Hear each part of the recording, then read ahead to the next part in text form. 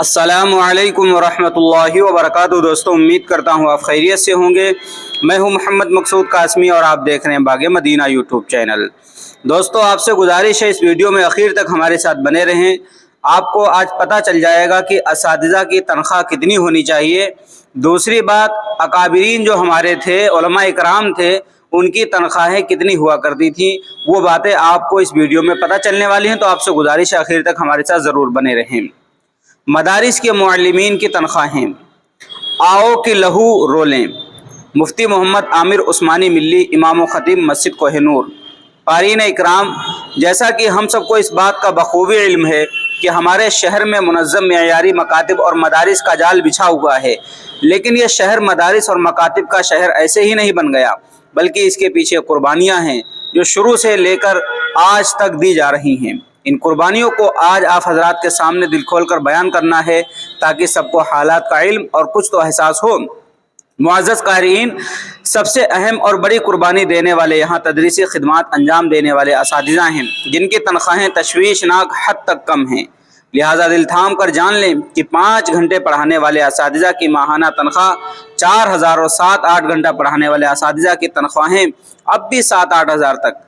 और अगर ख़वातीन मुअल्लिमात की बात की जाए तो उनका ज़बरदस्त इस्तेहसाल किया जा रहा है और उन्हें मर्दों के बनिस्बत निस्फ़ या इससे कुछ ज़ायद तनख्वाह दी जा रही है।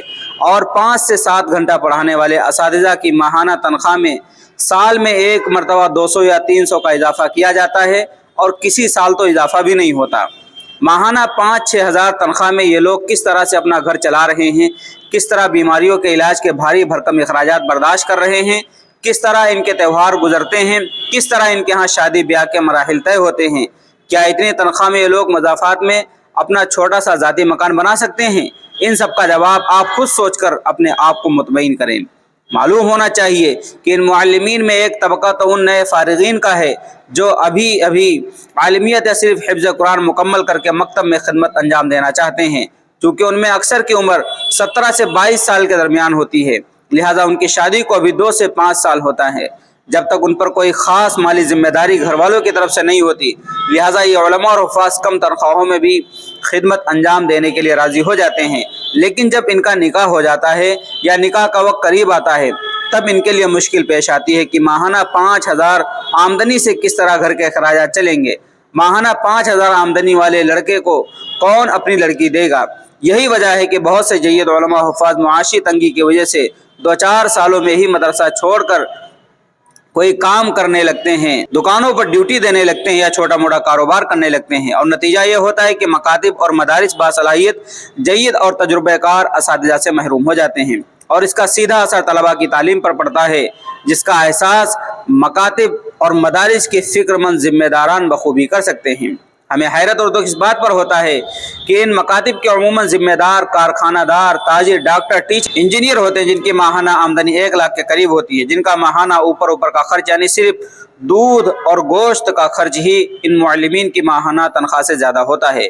तो क्या कभी हजरात अपने आप को इन मुअल्लिमीन की जगह रख कर नहीं सोचते कि ऐसी जेब खर्च जैसे तनख्वाह हमारे घर के सारे खर्चात कैसे पूरे होते हैं?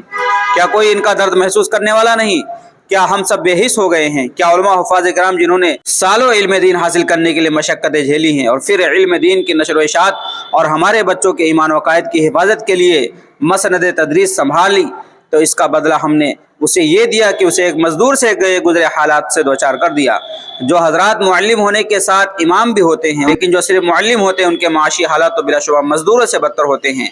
यहाँ एक बात अच्छी तरह समझ लेना चाहिए कि कम तनख्वाह के सिलसिले में उमूमन लोग अकाबिर की तनख्वाहों का हवाला देते हैं, जबकि इस सिलसिले में सही बात यह है कि इनकी तनख्वाहें बड़ी माकूल हुआ करती थी। इस सिलसिले में एक तहरीर मुलाहिज़ा फरमाएँ। सवानिह कासमी के मुताबिक हज़रत नानोती 8-10 रुपये की उजरत पर मतबा मेरठ में काम करते थे। उस वक्त इतने में एक भैंस मिल जाती थी, जबकि आजकल के दौर में एक मुतवस्सित भैंस की कीमत कम व बेश 1 लाख रुपये की होती है।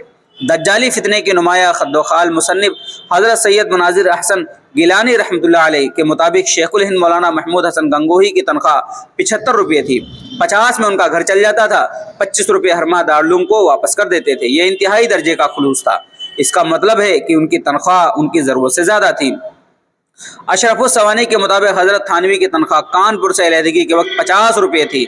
इसी किताब के मुताबिक जब हज़रत की मिल्कियत 500 रुपये की हो गई तो वालिद माजिद को लिख गए थे कि अब मुझ पर हज फ़र्ज हो चुका, यानी 10 माह की तनख्वाह से ही हज फ़र्ज हो जाया करता था। हज़रत मौलाना मंजूर नोमानी साहब की तनख्वाह 250 रुपये थी और हज करने गए तो उसका कुल खर्च 1500 रुपये आया था, यानी सिर्फ 6 महीने की तनख्वाह से ही हज फ़र्ज हो जाता था।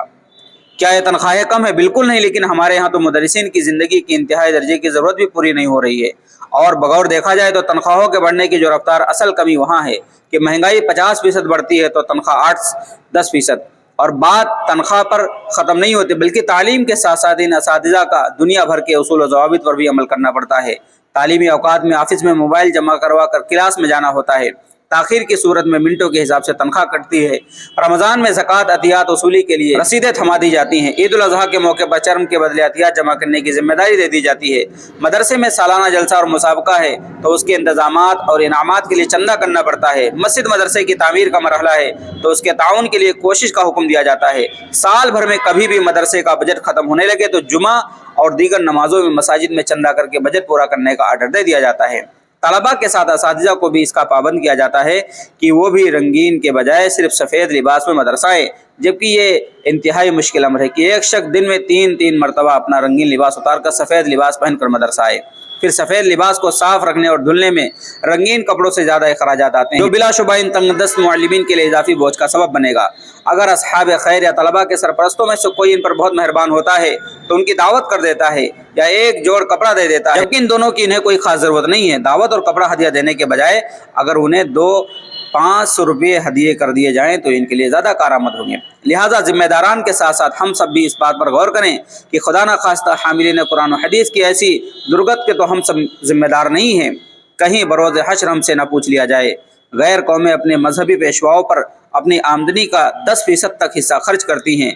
अगर हम 1% भी उन पर खर्च कर दें तो हमारे मजहबी पेशाओं के हालात में खुशगवार तब्दीली आ सकती है। बिलखुसूस ज़िम्मेदारान को भी ये बात समझना चाहिए कि आप जिस मकतबे मदरसे के ज़िम्मेदार हैं वहाँ पढ़ने वाले हर तालिब इल्म के पढ़ने का सवाब बिलाशुबा आपके नाम अमल में लिखा जाएगा। लेकिन सिर्फ ज़िम्मेदार बन जाने और असातिज़ा पर उसूल और ज़वाबित लागू करने से आपको यह फजीलत हासिल नहीं होगी, बल्कि इसके लिए आपको मकतब और मदरसे के ज़ाहिरी और बातनी हर तरह से इस्तेहकाम की कोशिश करना पड़ेगी।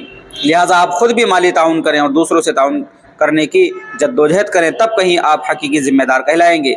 इसी तरह आवाम की भी जिम्मेदारी है कि वह बक़द्र इस्तिदाद मकातिब का खुद भी माली ताउन करे और दूसरों को भी इसके लिए तैयार करें, ताकि मकातिब का माली निज़ाम मुस्तहकम हो और किल्लत तनख्वाह का कहर झेलने वाले मज़लूम असातिज़ा की तनख्वाहों का मेयार बुलंद हो। अल्लाह हम सबको दर्द दिल अता फरमाए, दूसरों की तकलीफ़ों को सुनकर और देख कर इसका किसी न किसी दर्जे में इमदाद करने की तौफीक अता फरमाए। आमीन या रब्बल आलमीन। तो दोस्तों, ये थी तहरीर लिखी हुई मुफ्ती मोहम्मद आमिर उस्मानी, मिली इमाम व ख़तीब मस्जिद कोहिनूर। वाकई बिल्कुल झिंझोड़ करके रख दिया है, बिल्कुल हकीकत को बयान करके रख दिया है। अब आप हजरात का इसके मुताल्लिक क्या कहना है, नीचे कमेंट बॉक्स में अपनी राय का इजहार ज़रूर करें और चैनल पर पहली बार आएँ तो सब्सक्राइब कर लीजिए। चलिए दोस्तों, फिर मिलते हैं इंशाअल्लाह जल्दी किसी नए वीडियो में किसी नए टॉपिक के साथ। अस्सलामु अलैकुम व रहमतुल्लाहि व बरकातुहू।